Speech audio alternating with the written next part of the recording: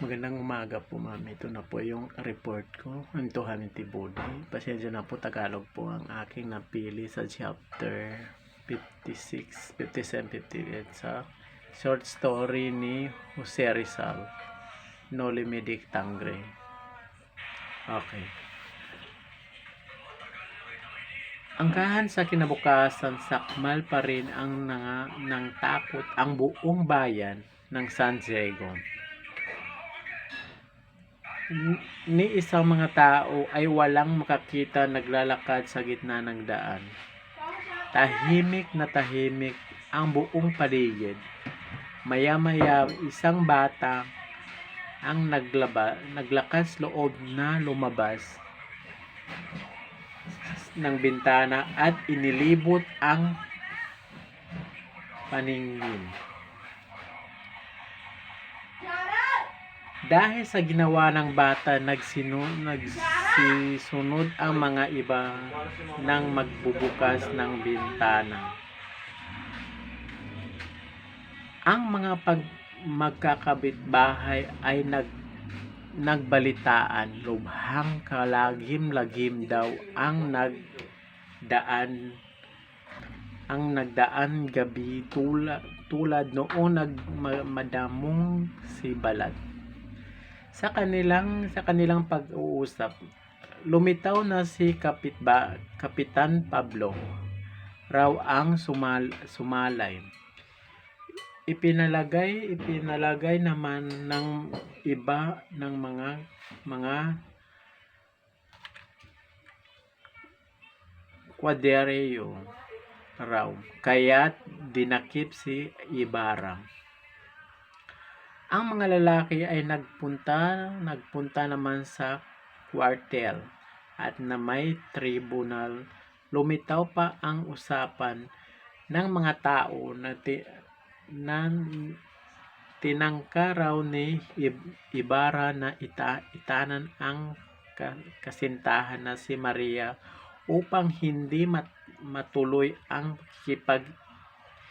isang dibdib niya kay Linares. Kaya lang sinasala ni Kapitan Tiago ang kanilang pagtatanan sa tulong na may sibil. Samantala, nakausap ni Hermana Pote ang isang lalaki kagaling lamang sa tribal. Sinabi nitong nagtapat na si Bruno. Pinatunayan ito ang balita tungkol sa magkasintahan sina Ibarra at Maria.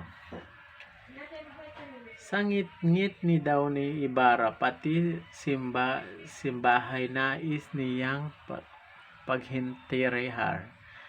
Mabuti lamang at nasa bahay ni Kapitan Tiago si Pare Salvi. Ang mga Silvi daw ang sumunog ng bahay ng binata. May isang utusang babae naman ang nagpapahayag na makita niyang nakabitin sa ilalim ng puno ang santol na si Lucas. Alisa ng mga Silvi na nasa kwartel. Panay ang kanilang pagbabanta sa mga batang sumilip sa puwang ng mga reyes upang tignan ang mga nadakip. Naroon ang mga Alvarez, Directorias, Doña Consultation at ang kapitan na halatang malungkot. Bago mag-ikasiyam dumating kung kura at wala sa loob na naitanong niya sa Alvarez sina Ibarra at Don Filipo. Kasunod niya ang isang parang batang umiyak at duguan ng salawal. Hinarap sa kura ang dalawang tanging buhay ng nabilang na mga Silvi. Tutsilo Alasigan ang tunay na pangalan ni Tarsilo. Pilit pilit siyang itinanong kung kaalam si Ibarra sa nasabing paglusob.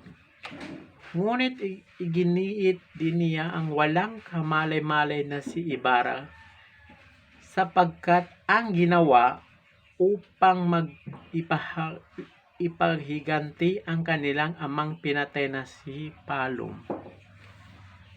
Mga silbi dahil dito inutos ng Alferez na dalhin si Tarsilo. 5 bangkay ito ay umiling sa nakita niyang sa kanyang kapatid na si Bruno at tad na saksak.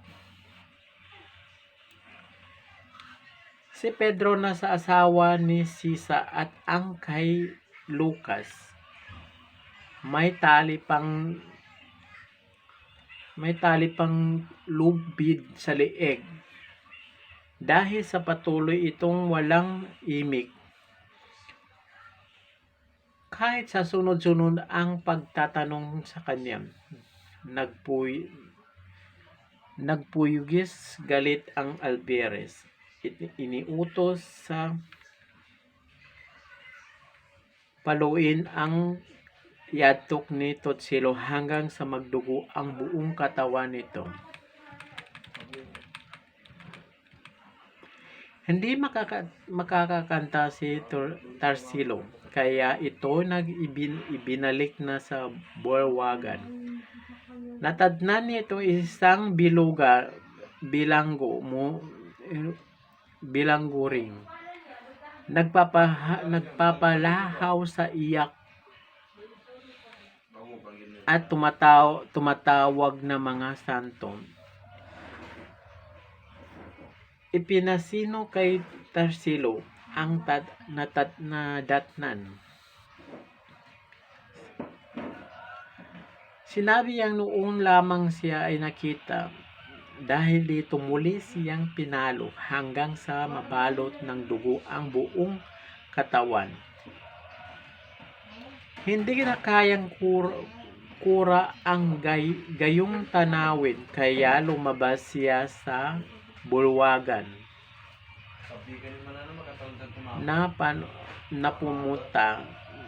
Namumutla.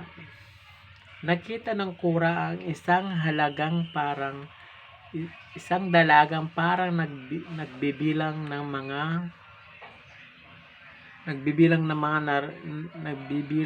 narinig sa loob ng tribunal.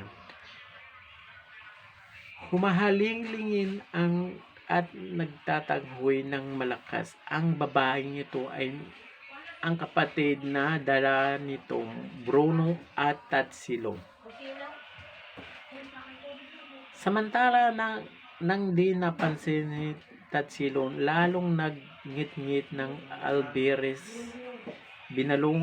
Binilugan pa siya ni Doña Consolation na lalong pahirapan ang binata. Pero hinihingi na lamang ni Tarsilo madaliin ang kanyang kamatayan. Walang makuhang anumang impormasyon at di napaamin si Tarsilo. Kaya ito ay itinamba ng isang balong nakakapaligtas ng sikmura, ang tubig at amoy. Kung ilang beses ibinuluksok ang katawan ni Tarsilo sa balon, hindi niya natagalan ang pagpapahirap hanggang sa natakasan siya ng hininga ng gayong uri ng kalupitan. Nang matiyak ng patay na si Tarsilo ay binalingan naman ang isa pang bilanggo. Ang pangalan ay Dio Mano ng bilangguan. Ito ay Andong Loko-Loko. At kaya napapunta sa patio ay upang magbawas sapagkat pinapakain ng bulok na biyena nito. Inaantok ang alperes sa naging sagot ng bilanggo kaya inutos itong ipasok muli sa karsel.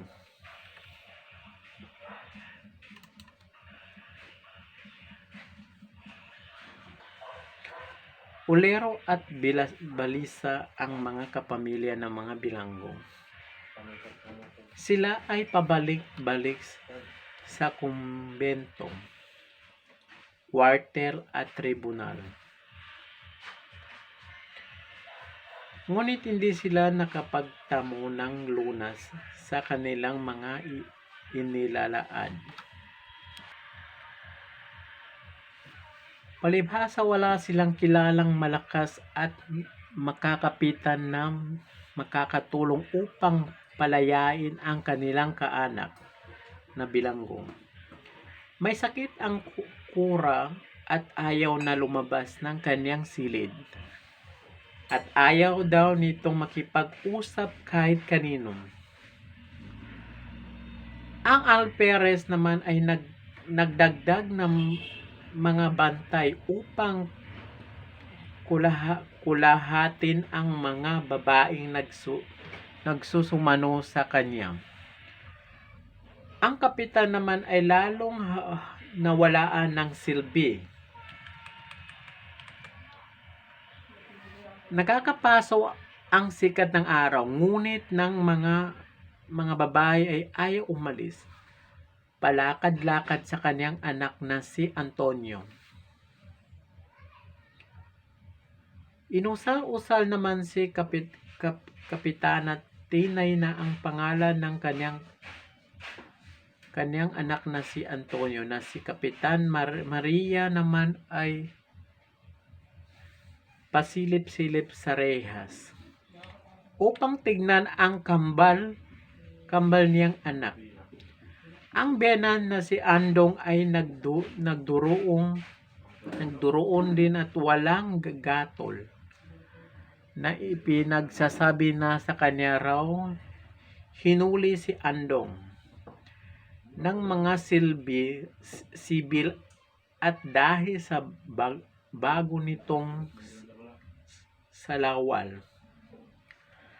May isang babae naman ay halos na may iyak-iyak na nagsabing na si Ibarra ang may pakana at kasalanan ng lahat. Ang guro ng paaralan ay kasama-sama rin ng mga tao. Samantalang si Nol Juan ay nakaluksa na sapagkat ipinalagay niyang wala kaligtasan si Ibarra.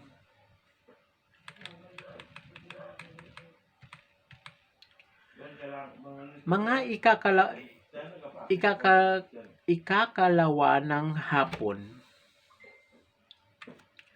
dumating ang isang kariton. Nahila ang isang baka. Tinangka ng mga kaanak ng mga bilanggo na sirain at kalagan ang mga hayop na humihila sa kariton.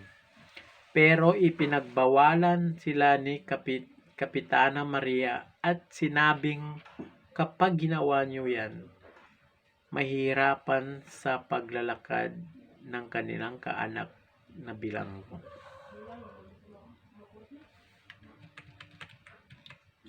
Pamaya-maya lumabas ang may 20 bawal at pinaligiran ang kariton.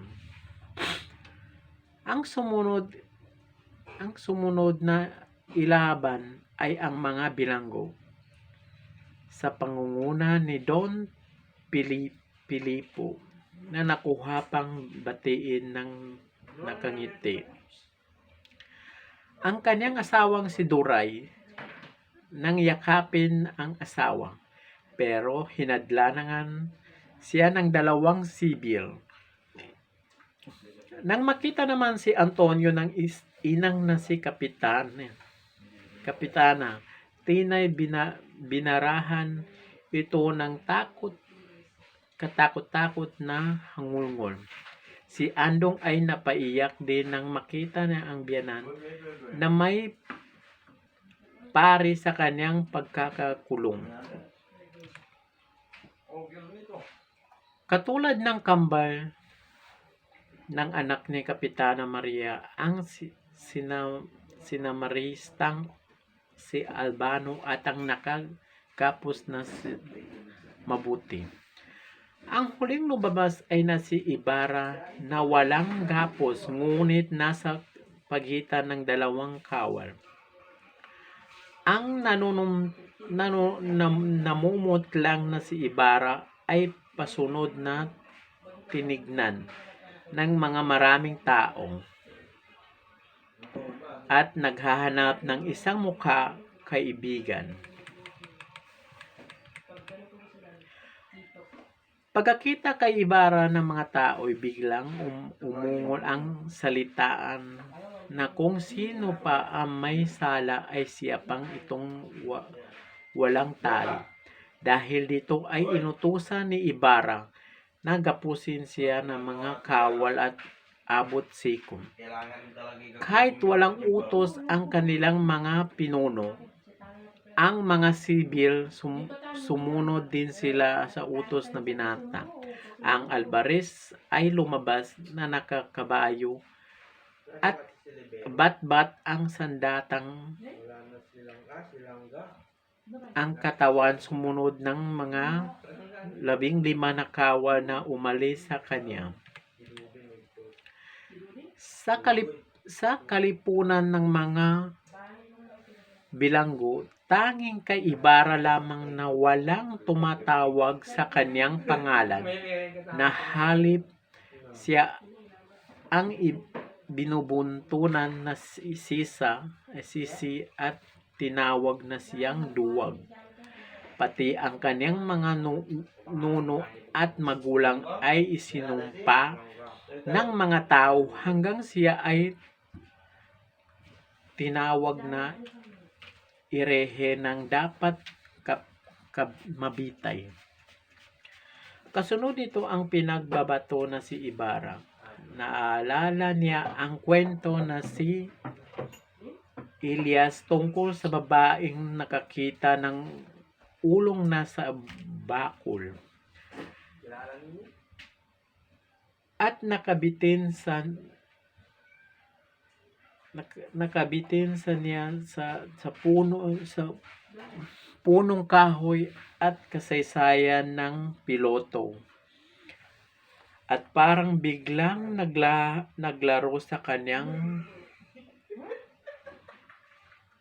pangitain. Hanggang dyan lang po ang aking report, ma'am, sa chapters 56, 57, 58. At yun lang po at maraming salamat.